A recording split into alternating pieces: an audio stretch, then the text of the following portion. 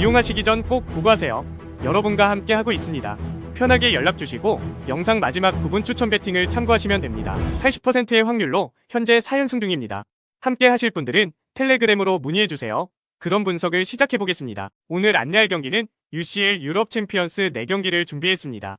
경기 일정 확인하시고 좋은 결과 있기를 바랍니다. 랑스의 조별리그 통과는 실패, 조 3위를 지켜서 유로파로 나가는 것이 최선인 상황이다. 다행히 랑스가 라인을 내린 상황에서는 수비가 좋은 편이고 0-6으로 진 아스날전에서도 라인을 내리고 Y만 최전방에 남긴 상황에서는 아스날의 공세에 잘 대응하는 모습을 보인 것이 긍정적이다.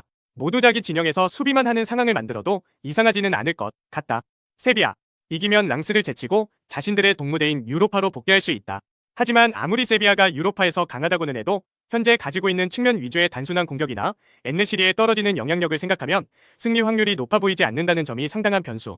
실제로 지난 경기 마요르카의 500을 결국에는 뚫어내지 못한 것이 치명적으로 작용하기도 했다. 코멘트, 언더나 무승부를 픽해도 큰 문제는 없을 것으로 보인다. 일단 랑스가 3위 굳히기에 들어간다면 세비야의 입장에서는 할 수 있는 것이 크게 없을 듯.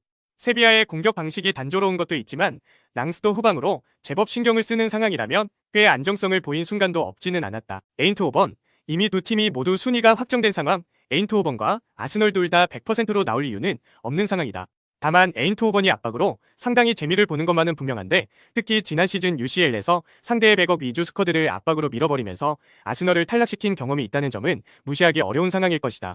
아스널, 로테이션을 돌려서 크게 재미를 본 기억이 없다.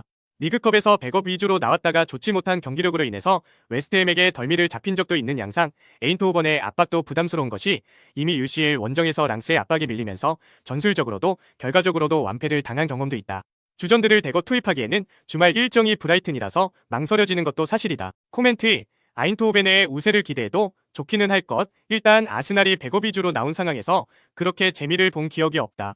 압박이라는 키워드도 아스널 입장에서는 부담스럽기는 매한가지일 것. 아스널이 아인트호벤 같이 높은 라인을 잘 공략하는 면모가 있기는 했지만 로테이션을 돌린다면 큰 부담이 있는 상황임은 명백할 것 같다. 메뉴, 사실상 벼랑 끝 승부인데 홈에서 본머스에게도 지면서 분위기가 완전히 나락으로 갈 가능성이 더 높아 보이는 것이 사실이기는 하다. 애초에 UCL에서는 전방 압박을 강하게 하는 팀에게 수비적으로 너무 약한 모습을 보이기도 하고 바이온이 지난 리그 경기에서 참사를 당했기 때문에 승대 의지가 없는 이 경기에서도 힘을 쏟을 가능성이 높다는 점도 부담이 될 것이다. 위는 전 경기를 1-5로 프랑크푸르트에게 완벽하게 깨진 상황이라서 이 경기에서 분위기 반전이 필요한 상황에 직면하고 말았다. 생각보다는 주전들의 비중도 높을 것으로 보는데 우니온 베를린과의 경기가 취소되면서 주전들의 경기력이 별로 좋다고 보기는 어려웠기 때문이다. 정상적인 컨디션 및 호흡을 찾은 것이 중요해 100%의 라인업으로 나올 것으로 보인다. 코멘트, 미느엔이 우세할 듯하다. 원래라면 미느엔이 로테이션을 돌리거나 제 힘을 다하지 않을 가능성이 높았다. 하지만 프랑크푸르트에게 크게 지면서 이제는 미느엔도 이 경기를 설렁설렁했다가는 여론의 맹폭을 당할 가능성이 높아져 버리고 말았다. 맨유의 수비력이나 압박에 대응하는 양상을 신뢰하기도 쉽지 않은 것이 사실이다. 코펜하겐, 홈에서 보여주는 경기력 자체가 꽤 무섭기는 하다. 하지만 최근 단기적인 득점 페이스나 전반적인 성적이 좋지 못한 상황, 특히 인상적인 경기력을 보여주는 경우에도 다득점 다실점 양상으로 가는 경우가 작기 때문에 베테랑이 많은 갈라타사라이의 대결에서는 공격보다는 수비적으로 난조가 생겨도 아주 이상하지는 않을 것이라고 본다.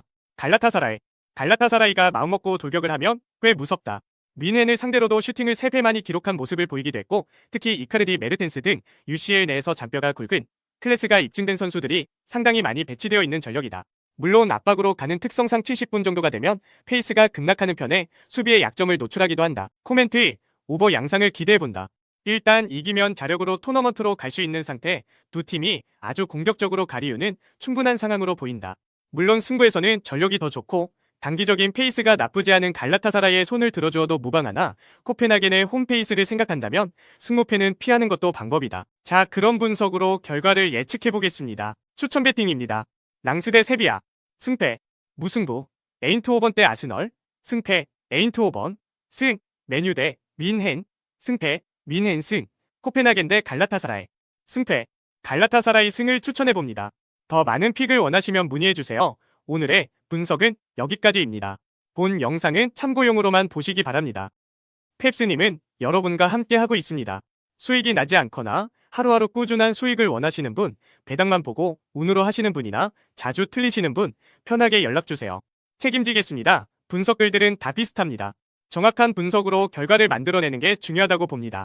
꾸준한 수익과 적중률로 여러분들과 함께할 준비가 되어 있습니다. 픽 공유 문의는 화면 우측 상하단 텔레그램으로 연락주세요.